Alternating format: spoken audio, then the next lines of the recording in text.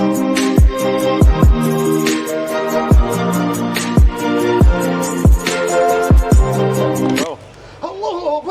coming to you live from Binance Blockchain Week Dubai. We are here with the one, the only Blockchain Wayne from FIO. How are you doing today, sir? Doing amazing, man. Great to see you here. Always great to see you. How has Binance Dubai been for you? It's been great. I mean, energetic event, met a lot of people. These events for me, it's not about the talks, it's about the people, the connections, the networking.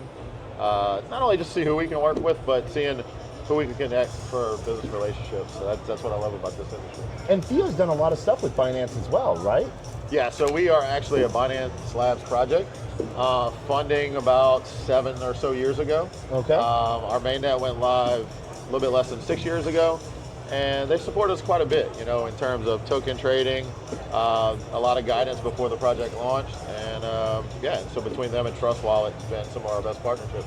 Nice. And so, any talks that you've listened to or that you've been to today or yesterday that sort of stuck out to you? Yeah, well, so funny enough, I only saw one talk, but it was a really good one. It was Raul Paul talking about is the cycle busted or not? What's the projections? What's happening? And you know, whatever your opinion is on him, I love like his deeper thought into like not just looking at the granular market, but look at the global picture. Look what's going to happen with you know, money printer's going to go burr next year, right? There's going to be a lot of stimulus, a lot of these bills that are coming out are going to get pushed in, and so there's going to be a lot of spending, and a lot of it I think is still going to come back. And kind of similar opinion to me that the quote unquote 4-year cycle, and maybe busted, but that's a good thing. It can only be predictable for so long that it always altered slightly, but and I think it's not going to follow. It's going to be influenced by the halving cycle, but other key indicators are going to drive that adoption. And we're still within the rainbow range of positivity, still in a bull. And like from last year, February, when the ETFs launched, when the Bitcoin ETF launched, we're still over 2x from there in 18 months. And so this is one of those things to where we're down, what, 20%, 30% from all-time high? All-time high. That's it. Yeah. People took profit. Heck yeah. Yeah, but think about this. And most people, either they weren't around at this time, but just 4 short years ago, we saw Bitcoin hit a high. What, if I remember right, it was like 63 or 64,000. What happened after that? We went all the way back to the 30s, 50% pullback. Below even. And then went, slightly below, like what, 28, 29? Yeah. And then finished that cycle at what, 69? Yeah. So people look too much at the short term and the day-to-day price, and you know, it's, for me, you need maximum pain to go higher, because when you just constantly see the market trade at a consistent range, I compare it to a slingshot. You're not going to go farther unless you pull it back more. Yep. And so you need maximum pain. If you cap the pain, you cap the joy as well. And what's hilarious is article from, I think, either Wall Street Journal or New York Times. They were saying crypto down 10%. Is crypto dead? And I'm like, it's a Monday. Right. Is this your first cycle? Right. You know. But we have tokens at all-time highs. BNB at near all-time highs. Yeah. You know. Now people are sort of moving out of the meme cycle. They're moving into the perps, or moving out of the perps, and now they're moving into predictions, and even slightly more into the utility type side of things. And altcoins still have 10 to 50x range to go. Right. Yeah. And the good ones will go. I mean, that's the thing. But meme coins are kind of just a play when there's nothing else going on in the market, right? Yep.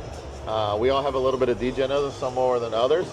None at all here. Huh? I have no degen in me whatsoever. You gotta have. I only 500x leverage. There you go. For me, it's like the drunk drawer at home. You just throw crap in there. Like, so this is like, you have a bag where it's like, okay, this is my long-term hold bag, but this is my, let's just, I don't want this money anymore, so let's go to bed. I'm gonna have fun. We're gonna wake up happy, or we're gonna wake up happy. Yeah. You know? I'll either be a millionaire or I'll have a rush, right? So. Yeah. But, and that's what you see there. And I do think, I mean, my biggest pet peeve of just the industry in general over the last 7-8 years has been quality utility projects have not gotten the day they deserve. Yeah. So talking about quality products, what is FIO for those that don't know? Yeah. So FIO, we are at our core usability protocol, that we work with wallets exchanges, really anywhere where a user is sending, receiving funds, making payments, to simplify that process. If you've ever sent Bitcoin or any other crypto from one wallet to another, you've seen that complexity of how you are making it complex of what you are. You're a naming service. Yes. All right. Universal naming service, right? Yes. I mean, that's our core. Our core is a naming service. I want to send money to Taco. I just type in Taco into Trust Wallet. Taco will get the money. Right. Taco at Trust, Taco at Taco. Yeah. Get your username. It's interoperable with every chain. So no matter what asset you're sending, that one username can work for all those different chain addresses. Because if you look at a typical wallet and multi-chain wallet, you have so many different chain addresses. Yep. Ethereum, Solana, Bitcoin, Monero, Doge, all those. And so imagine just having one username that represents all of that. Yeah. Stops you from sending the wrong address, stops you from sending the wrong chain. It's also very convenient too, because like for me, I save a little bit of crypto for my kids, throughout time. And so my oldest daughter, for instance, if I want to send some Ethereum to her address, I don't have to look up what her Ethereum address is. I already know what her username is. Yep. Type it in, send it, it's done. Yep. And so it's good for like on a safety thing. If you have a vault, you could Taco's vault, and you could just send stuff to Taco's vault, or blockchain Wayne's vault. Yeah, absolutely. Like my cold storage wallet at home has a handle that I've linked to it. So if I'm here today and somebody pays me for something, and I want to send that to the vault, right, to my cold storage wallet, I don't have to wait till I get home and check that address. Just type it in and send it. Yeah. And so that's one piece. We have a payment feature, which I've been pushing a lot lately. It's getting a lot of attention because it's very much like a PayPal or Venmo type experience for any crypto. Yeah. You and I are doing business. I can send you a FIO request that has, you pick which crypto you want, how much, and put a memo as to what it's for. You receive it in your wallet, like say your Edge wallet. All you have to do is open it. All looks good. You just approve it, and you're sending the transaction to me. Okay. And it's a privacy preserving, so nobody, you and I are the only two that can see the information that's in that request. I knew we used the privacy protocol for it, but found out how it was viewed. Paul, one of our board members, with the CEO of Edge Wallet, he's on our board. He was telling me not too long ago that in Monerotopia, they were talking about how much they love using the FIO payment request feature because it still preserves their privacy. Amazing. So what's coming up next for FIO? Why should people be interested in it? And well, we've seen history of technology cycles, and anything that makes the technology easier to use has its day, even if it's a slow grind in the beginning. So, and that's what we're doing. We're going to be that usability layer behind the scenes that makes everything simple.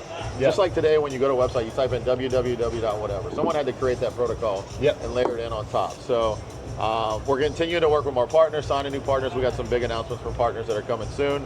And we've also creeped into the AI space. Everywhere where you see that intersection of AI and blockchain technology, because I tell everybody all the time, blockchain needs AI, but AI needs blockchain as well too. Because you've already seen like the complaints of large centralized AI services, and so OpenAI, you suck. So we've it's my show, I can say that. I don't disagree, right? And most people can't use OpenAI, right? Or you don't want to use it for your sensitive data, right? You want to play around with a question, fine. If I want to help it build my business as an entrepreneur, we use Venice and we use Morpheus. Yep, absolutely. Yeah. So that's the way to go. And so we're working with some AI companies that are already integrating FIO into the crypto side of things to make things simple. Agents will have handles. Users will have handles, the whole gamut. Awesome. All right. So as we wrap this up, any last things you want to say? And where can people find more about FIO on X? Absolutely. So, no, other than that, just if you're worried about what's happening in the market today, take more time understanding the technology and less time about worrying about price. And for me, I was in the space already 2 years when 2018 the markets crashed. And getting to events like this really built my belief because I met people that were building in the space. Nobody here is really caring about price. They're building, they're growing. And so when you realize that, and I met people that I figure were way smarter than me that were still building and pushing into this infrastructure. It was not a fad, it wasn't dead. It was something that was big. So, when in doubt, double down on your education. And so you can find FIO, FIO.net, FIO.net. You can find me on all social, search Blockchain Wayne. I'm out there as well. And then FIO on Twitter? Join FIO, at Join FIO. At Join FIO. All right, we are here. We're day 2 Binance Blockchain Week. We're getting ready for some amazing talks and the great debate today as well. Come check out Binance and see what's going on within the Binance Academy if you're just wanting to learn a little bit about education. So we will see you next time, and as always, we're out.